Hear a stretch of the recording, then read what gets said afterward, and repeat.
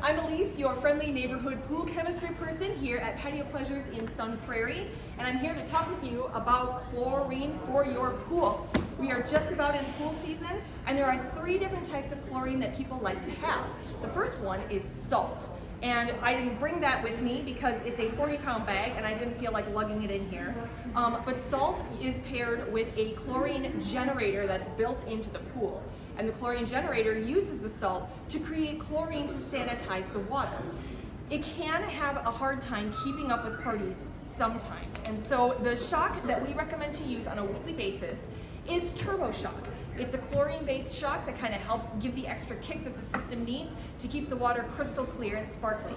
This is also a great shock to use with pure tabs or high-tech tabs.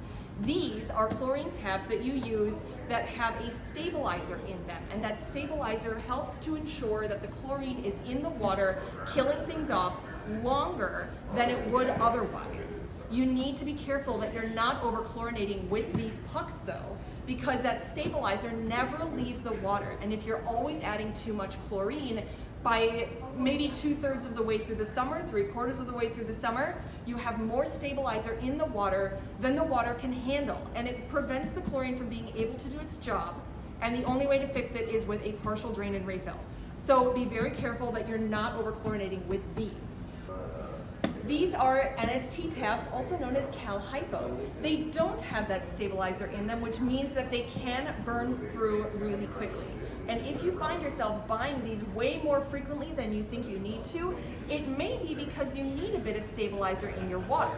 Since the stabilizer isn't in these pucks, we have a product here called UV Shield. This is that stabilizer. You add it once and it protects your water for the entire summer. But you have to be careful that you're using the right kind of shock with this system. You don't want to be using Turbo Shock. You want to use either the non-chlorine shock and swim powder, or you want to use liquid chlorine to make sure that your water doesn't get too much calcium in it. As always, if you have any questions, we have water testing stations both here and at our Madison Westside location, and we are more than happy to help you out and get you back on track.